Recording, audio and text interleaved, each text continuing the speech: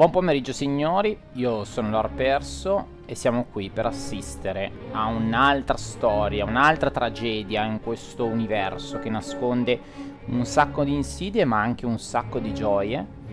Perciò oggi andremo a vedere come sarà il futuro qualora le temperature sulla Terra diventassero troppo elevate, qualora il Sole esplodesse in un'esplosione solare che avrebbe portato a uno sconquassamento del sistema solare stesso.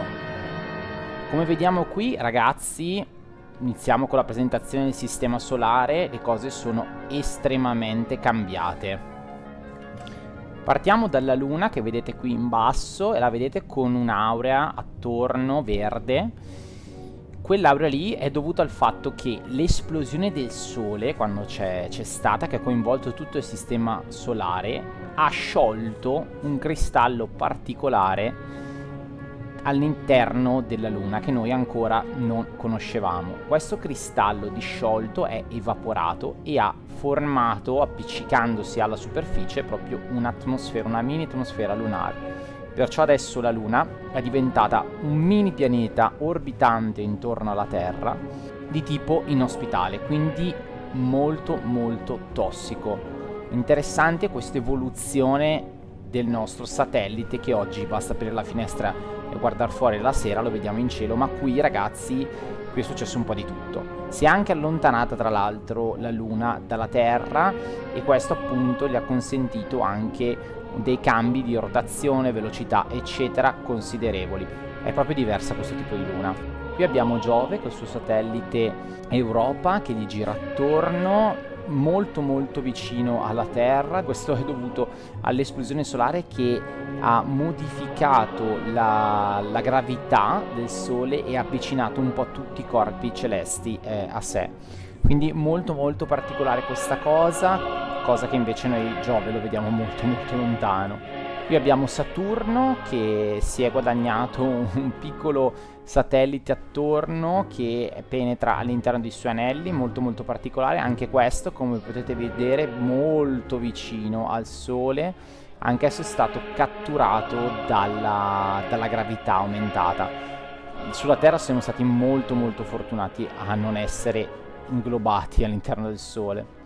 La stessa cosa però ragazzi non si può dire dei tre pianeti Venere, Urano e Marte, che sono stati risucchiati proprio dal ritorno di questa mega esplosione solare e si sono scontrati tra di loro formando dei detriti enormi, quindi proprio una cintura di asteroidi intorno al Sole, e si sono completamente frantumati. Mercurio invece ragazzi, il pianeta più vicino del sistema solare al Sole attualmente parlando, ora in questa partita non è più presente perché è stato completamente assorbito dal Sole. Quindi questo degli eventi veramente veramente unici. E la Terra, direte voi? Beh ragazzi, come ho detto prima alla presentazione, ovviamente anche la Terra è stata avvicinata al Sole, ma grazie alla ripulsione dovuta ai vari pianeti che sono all'interno dei loro campi magnetici, che poi si sono frantumati, è riuscita a salvarsi da questo risucchio del Sole che c'è stato. Ovviamente le temperature erano veramente troppo elevate e allora i terrestri, nella qual misura tutta la popolazione mondiale, ha dovuto oscurare il cielo. Oscurando il cielo, una specie di terraformazione. Oscurando il cielo ovviamente si è andati incontro a una glaciazione e questa glaciazione ha fatto sì che la Terra fosse coperta dalle radiazioni, dal calore del Sole, ma ovviamente il clima sia diventato molto molto più freddo, quindi proprio alpino su tutta la sfera, su tutto praticamente il globo. Solo all'equatore ci sono delle zone più temperate. La Padania però ragazzi, riuscendo a separarsi prima dall'Europa e poi dall'Italia, è riuscita a raccimolare, a convogliare tutto il suo potenziale economico e sociale in qualcosa di veramente mai visto. Una stazione orbitante al di fuori della Terra dove i padani veri doc possono risiedere. Ragazzi, questo è praticamente un paradiso, vorrei dire sulla Terra, ma in realtà non è sulla Terra, quindi è veramente un paradiso all'interno dell'universo. Ovviamente qui funziona tutto, è tutto perfetto, perfetto, non ci sono pandemie, non c'è veramente, non si può dire nulla. E qui, non a caso, c'è la sede della Lega dei Cavalieri, dei Cavalieri Spaziali, che ovviamente decidono il destino delle persone all'interno della Padania, quindi proprio la sede centrale del partito, ma non solo, ma da qui partono anche i cavalieri che viaggiano all'interno dell'universo, all'interno della galassia in solitaria per cercare di raccimolare delle informazioni sulla posizione esatta della Madonna.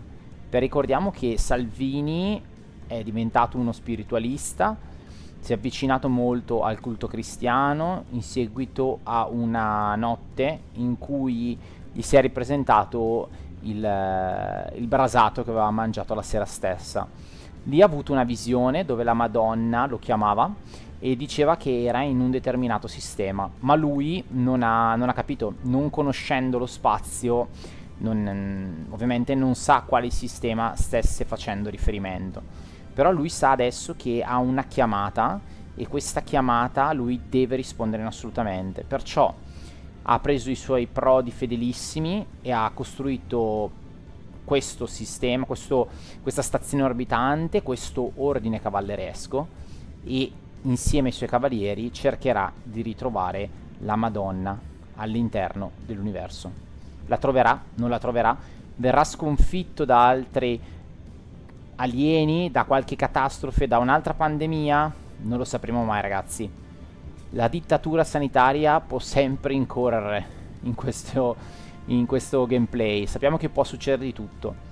Rimanete con me perché adesso vi racconterò la storia del nostro prode cavaliere Matteo Saltini. Padania Libera, ragazzi, è una regione all'interno di un pianeta chiamato Terra. Padania Libera o Padania Liberata, a seconda dei casi, è un simbolo, un emblema, è l'emancipazione della razza umana. E con i pochi studi che abbiamo potuto affrontare abbiamo visto le stelle attorno a noi, ma andarle a raggiungere è qualcosa che non era mai stato fatto. Grazie a un'azienda chiamata SpaceY, il suo ideatore Elon Musk è riuscito a creare dei motori in grado di proiettarci al di fuori del nostro sistema solare e quindi di andare nei sistemi solari vicini per poterli indagare ed essere studiati. Questa cosa è veramente ambiziosa, fenomenale, fuori di testa completamente. Vedremo la SpaceY dove ci porterà nel futuro e soprattutto come arriveremo in un determinato futuro, in una determinata serie di eventi. Tutto parte dall'esplorazione spaziale. Ma prima di andare ad esplorare l'universo andiamo a controllare Padania Libera.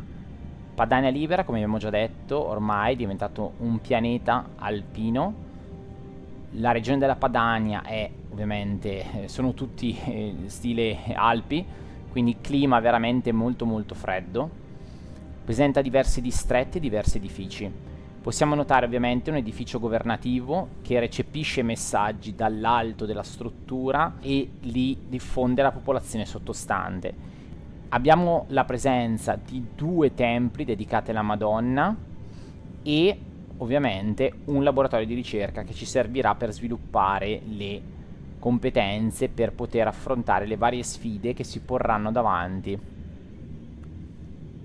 La Lega di Matteo Saltini è divisa in un consiglio ristretto che decide sulle sorti dei cittadini padani. Il leader ovviamente è il nostro Matteo Saltini, che ha la carica di premier e è quello che prende tutte le decisioni e tutte le responsabilità. Poi abbiamo il capo della ricerca, che è il nostro Luca Zaio, che lui viene dal Veneto, dalla regione del Veneto, e ha in mano tutta la ricerca, quindi una parte veramente fondamentale per l'esplorazione spaziale.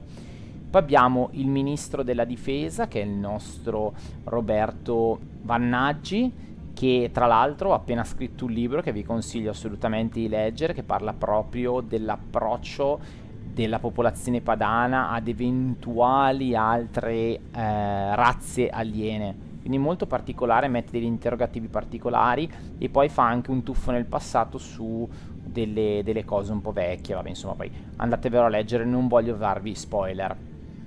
E poi abbiamo il ministro di Stato, che è un ministro, una carica molto molto importante, perché va a controllare, è praticamente l'esponente fisico terreno che porta gli ordini, porta le leggi, porta i comandamenti del premier e li riferisce ai padani stessi.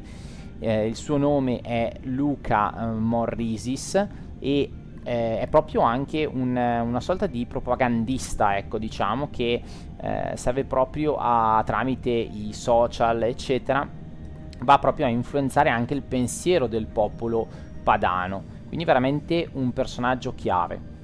Questo è il pool di menti che massimo, diciamo, al massimo possono partorire i padani, ed è qualcosa che di veramente eccezionale, la creme della terra. Non a caso stanno già davanti ad altre nazioni come per esempio gli Stati Uniti, la Russia e altre nazioni molto più forti, gli Emirati Arabi Uniti, eccetera, il Venezuela per dire, e sono già avanti con la ricerca dello spazio, proprio l'esplorazione. Quindi grazie a loro e a loro, a questi uomini, che noi dobbiamo dire grazie per quello che abbiamo oggi, sia in tavola ma anche tutto quello che ci circonda. Grazie ragazzi.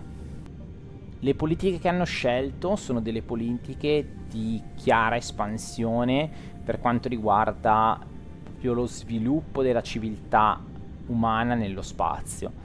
Come posizione diplomatica abbiamo un espansionista, ovviamente, la filosofia di guerra è quella della guerra di liberalizzazione.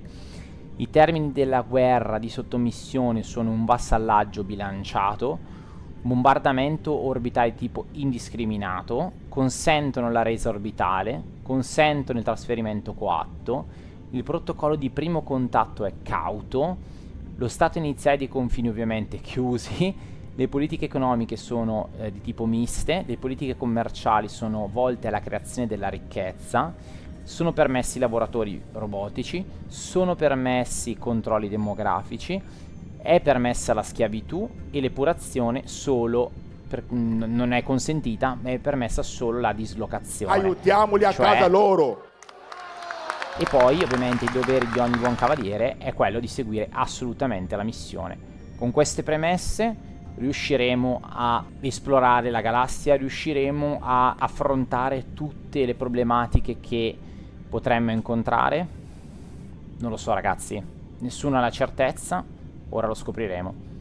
I potenti telescopi piazzati a Bolzano, fatti installare dalla circoscrizione alta della Padania, hanno individuato un sistema che presenta all'interno un pianeta di tipo abitabile. Questa è una grande notizia e deve essere subito indagato. Il pianeta è proprio questo qui che vedete al centro, tra l'altro sembra un pianeta di tipo alpino, quindi potrebbe essere effettivamente un ottimo sistema ospite di un pianeta che ci può interessare. Guardate tra l'altro quanti pianeti ha all'interno questo sistema, veramente tantissimi. Speriamo di essere fortunati con questo pianeta qua. Ora lo scopriremo. Diamo così via all'esplorazione spaziale. Capovaro! Posso andare? Vadi, contessa, vadi! Ok, la navicella è arrivata, sta nel nuovo sistema, sta raggiungendo il pianeta abitabile e vediamo un po' cosa scoprirà questa navicella. Speriamo bene. Noi siamo con te. Facci sognare. Regalaci un pianeta abitabile. Regalaci l'espansione nella galassia. Construction complete. Attenzione. Eccolo qui ragazzi, un pannello informativo molto importante perché abbiamo scoperto la vita aliena. Abbiamo scoperto su questo pianeta, chiamato Unzun III, c'è della vita aliena che però non presenta una forma di intelligenza, ma abbiamo delle prove che c'è vita al di fuori del nostro sistema. Questa è una cosa importantissima. Perciò ragazzi dobbiamo continuare la ricerca, perché veramente la Madonna potrebbe esistere, e potrebbe esistere anche in una forma che a Matteo non piace, ma lui queste cose non ci pensa, le scarta. Lui è convinto della sua fede e continuerà con la missione. La Madonna deve essere salvata. La scoperta di vita al di fuori del sistema solare ha veramente sconvolto tutta la popolazione della Terra, e questo ha dato ovviamente origine a una forte spinta all'esplorazione spaziale. Infatti adesso ci sarà una seconda nave che verrà costruita proprio dai nostri cantini navali per poter esplorare lo spazio. Quindi contatto con forme di vita semplici. Attenzione, quindi il polo celtico, che è quello che vi stavo dicendo, è in fermento per la notizia del ritrovamento di alcuni organismi alieni.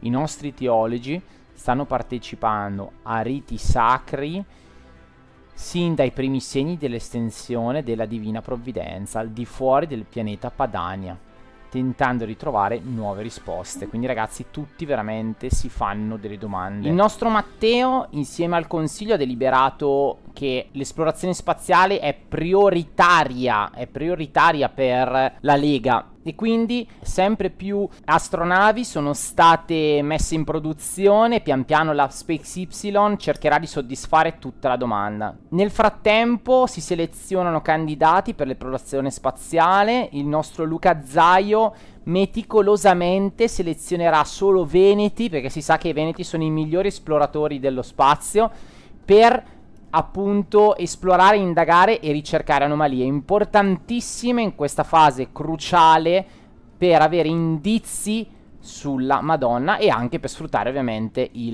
tutto il sistema solare in tutte le sue porzioni. E non solo il sistema solare, ma anche al di fuori, che forse è la parte ancora più importante. Perciò ragazzi, rimanete con noi, perché nelle prossime puntate probabilmente vedremo la formazione della prima colonia, assisteremo magari a decisioni importanti, chi lo sa. Magari andremo incontro anche alla conoscenza di un'altra razza aliena. Chi può dirlo? Rimanete con me, io sono Lord Perso ragazzi, e ci vediamo ad un prossimo episodio. Forza Lega!